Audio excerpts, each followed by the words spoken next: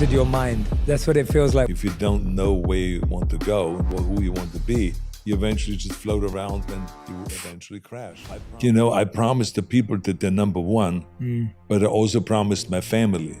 I promised my wife when we had the first child that they're going to be number one.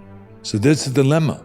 Now you're in a dilemma, and now you have to make certain sacrifices. And I had to make certain sacrifices when it comes to spending time with my family, where my wife had to pick up the slacks, and she had to do the extra work.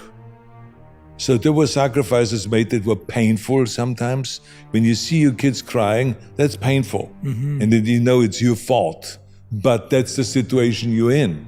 And you put yourself in this situation. You had a choice to run for governor or not to run for governor, right? If I would have continued with my movie business, those kids were in heaven because they were in a movie. In my makeup trailer, they were watching me getting made up as the Terminator or for any of those kind of movies. They were in my motorhome and they were doing their homework in the afternoon there. They brought their friends with them. So that was fun. Now all of a sudden they go up to Sacramento and everyone is running around with a suit and with a tie. And they come to me and says, Dad, what is this? What did you do? Why are you having this job? Now, they were like 11, 12 years old. And they said, why do you have this job now? I said, everyone has a suit and a tie, and everyone looks really serious, and they all attack you. They say bad things about you. I said, well, this is the way it's in politics. I said, as soon as you run, first you have like a 80% popularity, and then as soon as you run, your popularity goes down to 50% because 50% of the other side, the other party. Yeah. So you run as a Republican, so it's 50% of the Democrats, they hate you, or they don't like you. And then the Republicans like you. But they don't even like you because they say, yeah, he's too socially liberal, whatever. So my campaign manager always said, this is Arnold, 20% of the people hate their mother, so don't worry about someone hating you. It's just the way it is in politics, So anyway, so you have to make sacrifices like that. Imagine a sacrifice you have to take when you come to this country. I mean, you know what it's like. You leave everything behind. My friends, my parents, my relatives, everything that was around me that was kind of like a sure thing.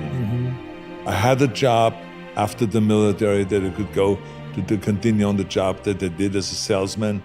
I had all of this and I left all this for uncertainty because there was no certainty coming to America. It was Joe Weider that said, I'm going to help you, I find your apartment, I find your car. Yes, there were some people that helped a lot. He's the one that gave me the airline ticket to come to America and all this stuff. Joe Weider is the publisher of the muscle magazines.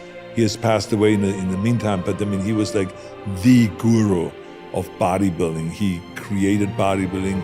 The federation was created by his brother, Ben Weider, and Joe had an endless amount of magazines and distribution company for weight equipment, for food supplements and all that. So he brought me here, so there was some help like this. But I mean, I walked away from all of this comfort to come to America. So yet there were major sacrifices like that, but I really never looked at it in that way because I just said to myself, I want to go to America.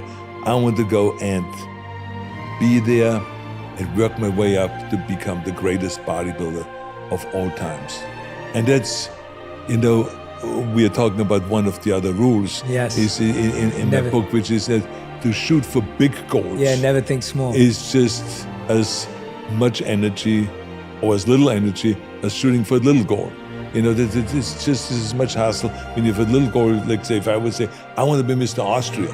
Well, that's as much working out than working out for Mr. Europe or Mr. Universe.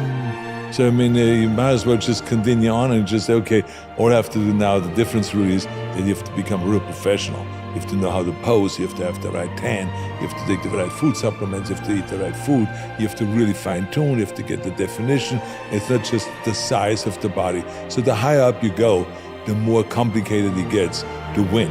And but I say to myself, to me, to shoot for the goal of being a world champion, it's just as easy as shooting for a goal of being Mr. Austria, being the Austrian champion. So I just went all out. And not only to win the world championships in bodybuilding, but to go beyond Reg Park, who won at that point 3 Mr. Universe titles, to go beyond that and to say, I want to actually become the greatest bodybuilder